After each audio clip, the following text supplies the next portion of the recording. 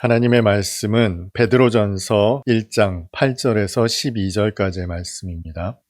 예수를 너희가 보지 못하였으나 사랑하는도다. 이제도 보지 못하나 믿고 말할 수 없는 영광스러운 즐거움으로 기뻐하니 믿음의 결국 곧 영혼의 구원을 받음이라.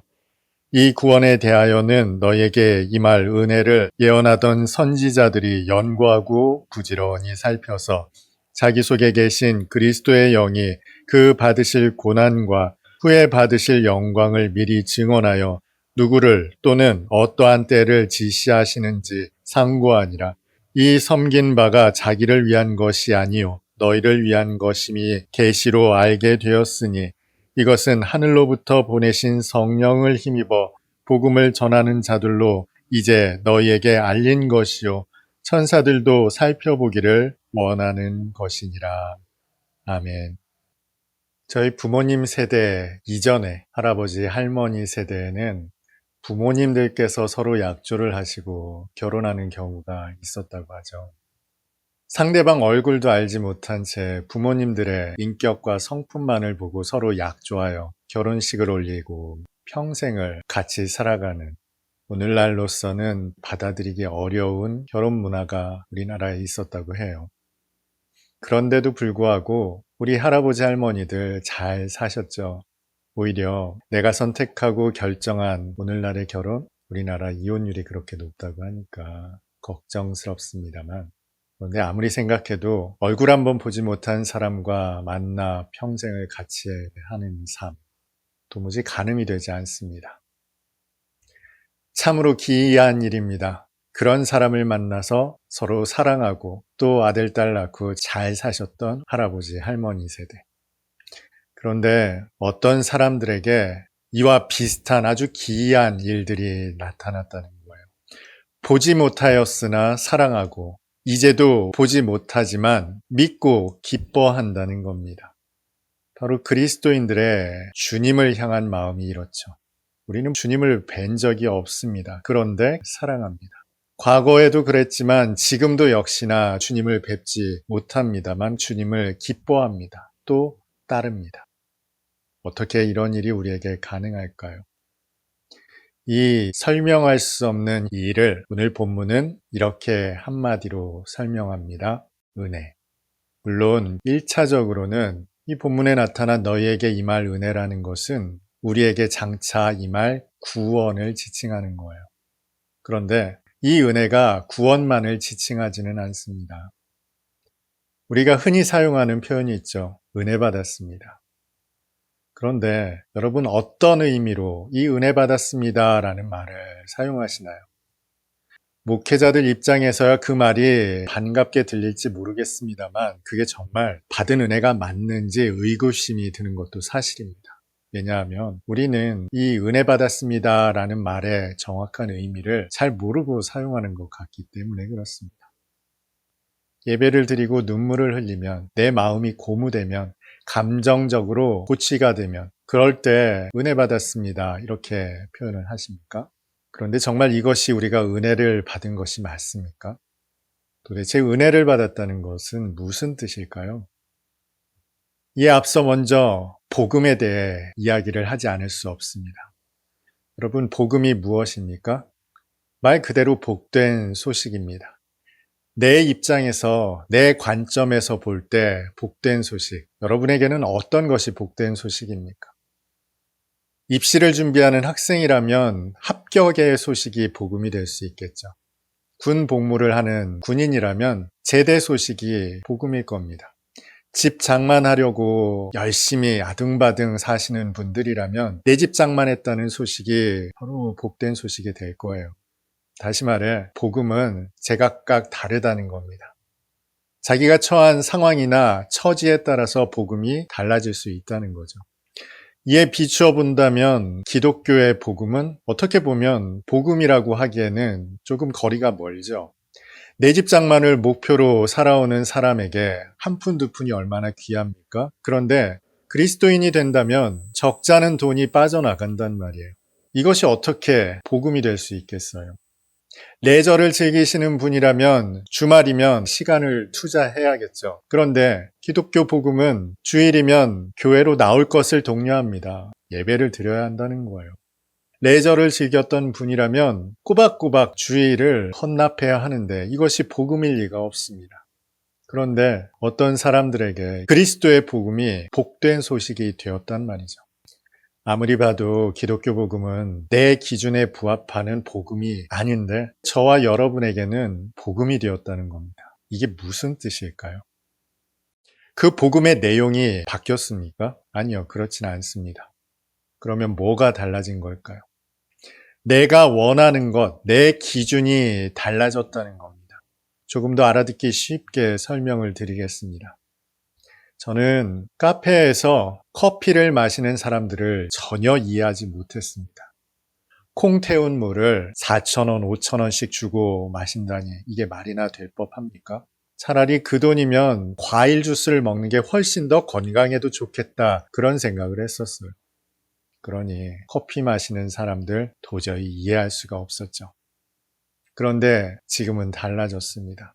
밥 한 끼 먹자는 사람보다 차 한잔 하자는 사람이 훨씬 더 반갑습니다. 취업을 준비하는 사람이 있습니다. 이 취업을 준비하는 사람에게 회사에 합격했다는 소식은 더없이 기쁜 복음이 될 수 있겠죠. 그런데 이 사람의 취업의 목적이 좋은 사람을 만나 결혼하는 것이에요. 그런데 취업도 하기 전에 정말 좋은 사람을 만나 결혼을 하게 되었습니다. 그렇다면 이 사람에게 있어서 취업은 더 이상 1순위의 복음이 될 수는 없겠죠. 왜냐하면 이미 복음이 성취되었기 때문에 그래요.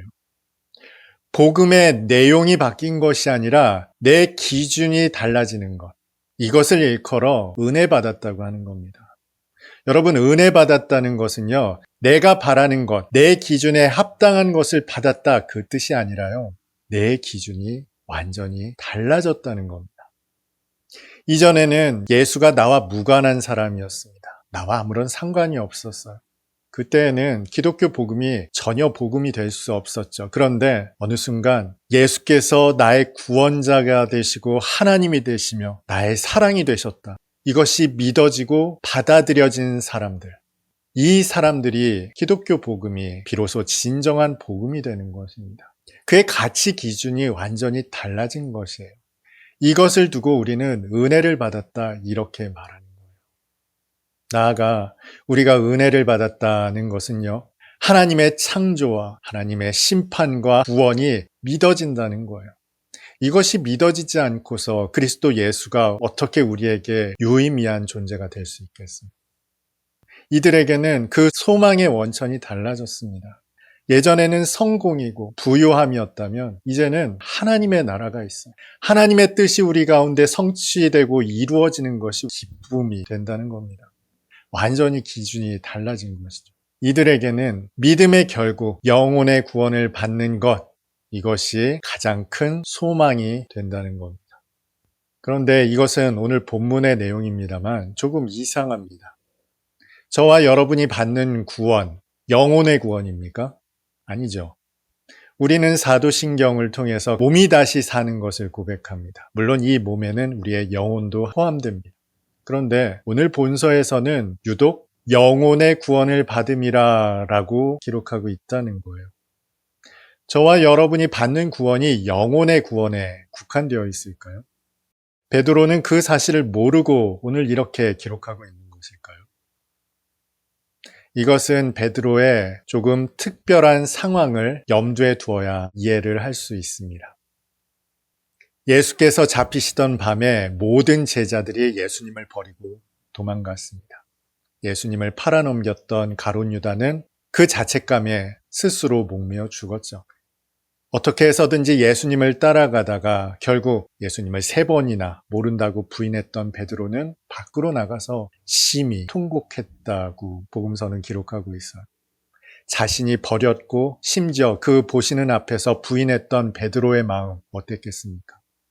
그렇게 사랑해 주셨는데, 아끼셨는데 그 사랑하신 주님을, 또 사랑하는 주님을 모른다고 부인하고 버렸으니 이 베드로의 마음은 갈기갈기 찢겨져 나갔을 겁니다. 그야말로 그의 영혼은 피폐해졌을 거예요. 가룟 유다처럼 죽고 싶은 심정이었을 겁니다. 그런데 그에게 예수님의 부활 소식이 들렸죠. 그리고 그 베드로 앞에 나타나셨어요. 그에게 물으셨습니다. 네가 나를 사랑하느냐? 그럼요, 주님. 베드로를 이렇게 살리신 주님 아닙니까? 이때 살아난 것이 베드로의 영혼이었을 겁니다.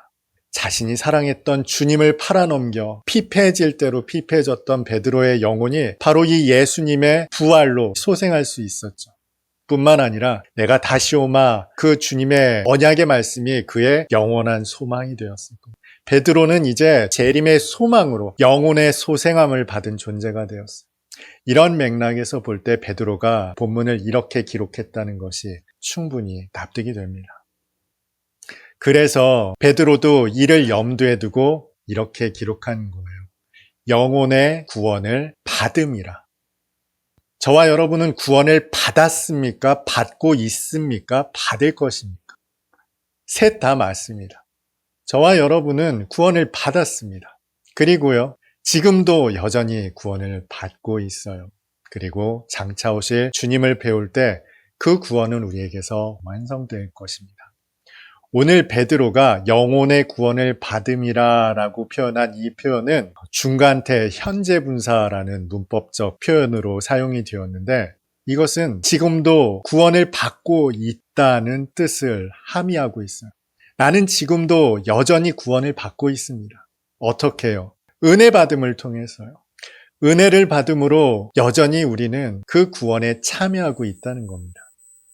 여러분, 은혜를 받고 계십니까? 이 은혜를 받고 있다는 것 다시 한번 말씀드리지만 내 기준이 이전의 기준으로부터 완전히 달라졌다는 거죠. 완전히 새로워진 기준 속에서 하나님께서 공급하시는 그 풍성한 사랑과 긍휼을 누리고 있다는 거예요. 이것이 우리가 은혜를 받고 있다는 뜻입니다. 하나님께서는 오늘도 그 살아계신 능력과 권세로 우리를 인도하시고 붙드시고 역사하십니다. 그것은 이전에 내가 바랬던 성공과 성취와 내가 가졌던 가치 기준에 부합하는 일이 아닌 형태로 나타날 수도 있어요.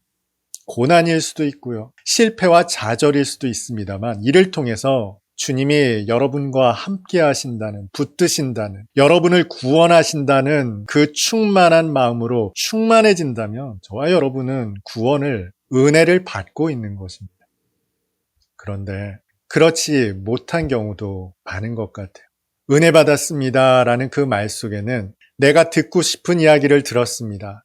저는 이 이야기가 꼭 필요했는데 그 이야기를 들었습니다. 그래서 내가 지금 기쁩니다 라는 의미가 더 큰 것 같습니다. 주님은 우리에게 은혜를 베푸실 때 나의 옛 습성에 따라, 옛 바람에 따라서 베푸시는 은혜가 아닌 전혀 새로운 피조물에 합당한 은혜를 베푸십니다. 그것이 그리스도인이 오늘 받아야 하는 우리에게 합당한 은혜입니다. 그 은혜에 충만한 저와 여러분은 더욱 주님을 사랑하게 됩니다. 고난을 통해서 더 주님을 사랑할 수도 있고요. 말씀을 묵상하다가도 사랑할 수 있고요. 일상의 삶을 살면서도 언제든 주님을 더욱 사랑할 수 있습니다. 또 주님을 뵙지 못하고도 믿고 기뻐하는 마음으로 충만할 수 있어요. 이것이 주님께서 저와 여러분에게 베푸시기를 원하시는 은혜입니다. 오늘 예배드리는 저와 여러분에게 이 주님의 은혜가 충만했으면 좋겠어요. 이제 완전한 새로운 피조물로 변화되어 하나님의 나라와 하나님의 의가 우리 가운데 성취될 때 더없이 기뻐하고 즐거워하는 하나님의 손길이 미칠 때마다 감사하고 감격하는 저와 여러분이 될 수 있었으면 좋겠습니다. 오늘 은혜 받고 살고 계십니까? 주님의 은혜가 오늘 여러분에게 충만하시기를 주님의 이름으로 축복합니다.